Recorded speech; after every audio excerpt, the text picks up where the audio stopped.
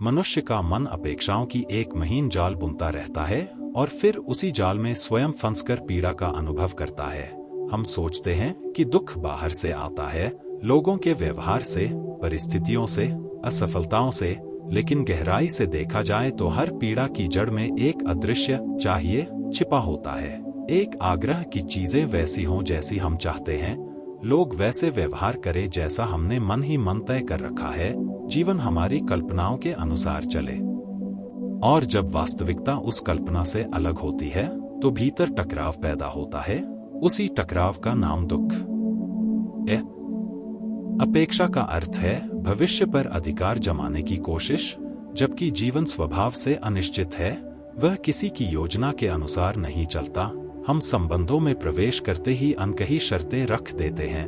वह मुझे समझेगा, वह मुझे कभी चोट नहीं देगा, वह हमेशा मेरे साथ रहेगा, और सामने वाला व्यक्ति भी अपने भीतर वैसी ही अपेक्षाएं लिए बैठा होता है।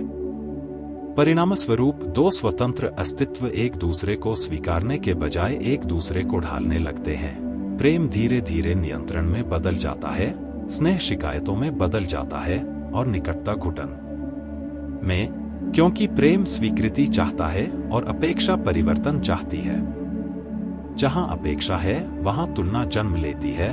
मैंने इतना किया, उसने उतना नहीं किया, मैंने समझा, उसने नहीं समझा, और तुलना अहंकार को पोषण देती है। अहंकार तुरंत हिसाब रखने लगता है और संबंध एक जीवंत अनुभव न रहकर एक सौदे की तरह हो जाता है, जिसमें हर पल लाभ हानि तौली जाती है। यह सब इतना सूक्ष्म होता है कि व्यक्ति स्वयं को प्रेम में समझता है, पर भीतर से वह केवल अपनी मानसिक तस्वीर को सच होते देखना चाहता है। अपेक्षाएं केवल संबंधों तक सीमित नहीं, हम स्वयं से भी अपेक्षाएं रखते हैं। मुझे हमेशा सफल होना चाहिए, मुझे कभी कमजोर नहीं दिखना चाहिए, मुझे हमेशा खुश रहना चाहिए, और जब जीवन की लहरें हमें गिरा देती हैं, हम स्वयं से ही निराश हो जाते हैं। आत्मग्लानि जन्म लेती है। इस तरह हम अपने ही अस्तित्व के विरुद्ध खड़े हो जाते हैं, क्योंकि हमने जीवन को एक कठोर आदर्श में बांध दिया होता है।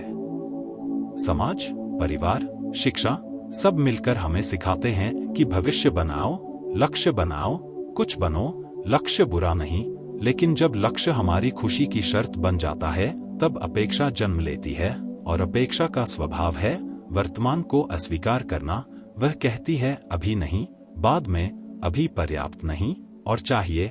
इसलिए अपेक्षा में जीने वाला व्यक्ति कभी संतुष्ट नहीं होता। वह उपलब्धि के क्षण में भी अगले लक्ष्य की चिंता में डूबा रहता है, जैसे क्षितिज को पकड़ने की दौड़, जितना पास जाओ उतना दूर खिसकता है।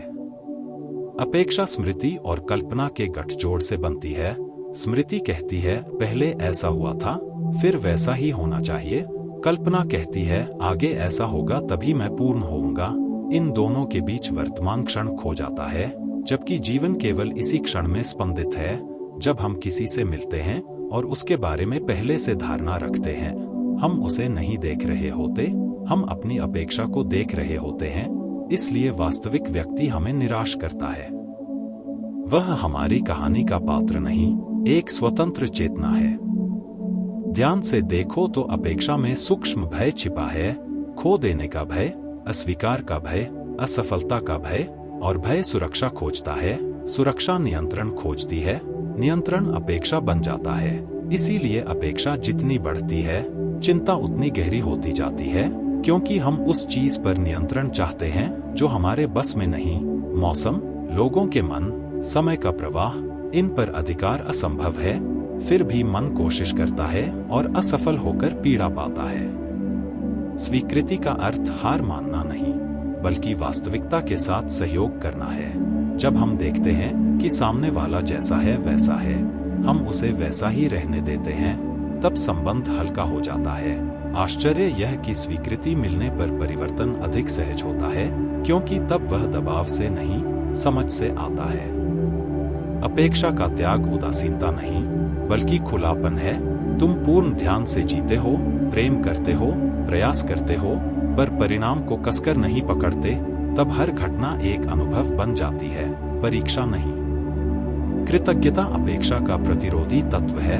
जब हम जो है उसे देखना सीखते हैं, मन की आदत जो नहीं है उस पर टिकना छोड़ देती है। धीरे धीरे भीतर संतोष की कोमल रोशनी जलती है, जो उपलब्धियों से नहीं, स्वीकार से पैदा होती है। ध्यान की साधना में हम विचारों को आते जाते देखते हैं। एक विचार उठता है, ऐसा होना चाहिए, और यदि हम उसे पकड़ते नहीं, वह स्वयं शांत हो जाता है। बार बार देखने से स्पष्ट होता है कि अपेक्षा एक मानसिक तरंग भर है, स्थायी सत्य नहीं। यह समझ गहरी होते ही व्यक्ति वर्तमान में टिकने लगता है, और वर्तमान में अपेक्षा का स्थान नहीं, वहां केवल अनुभव है। धूप का स्पर्श, श्वास का उठना गिरना, किसी की मुस्कान की गर्माहट। तब जीवन लक्ष्य की सीढ़ी नहीं, यात्रा का संगीत बन जाता है। हम प्रयास करते हैं पर तनाव नहीं, प्रेम करते हैं पर स्वामित्व नहीं, योजना बनाते हैं पर परिणाम के गुलाम नहीं बनते। यही आंतरिक स्वतंत्रता है, जहां सफलता आनंद देती है पर पहचान नहीं बनती, असफलता सीख देती है पर हीनता नहीं बनती। अंततः स्पष्ट हो जाता है कि पीड़ा वस्तुओं या लोगों से नहीं, हमारी जिद से पैदा होती है कि वे हमारी कल्पना के अनुसार हों। जैसे ही यह जिद ढीली पड़ती है, मन में एक अद्भुत शांति उतरती है।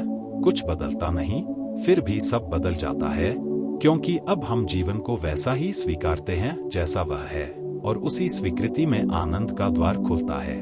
तब व्यक्ति कह सकता है, अपेक्षा गई, पीड़ा गई, जो शेष है वह सरल, शांत और पूर्ण है।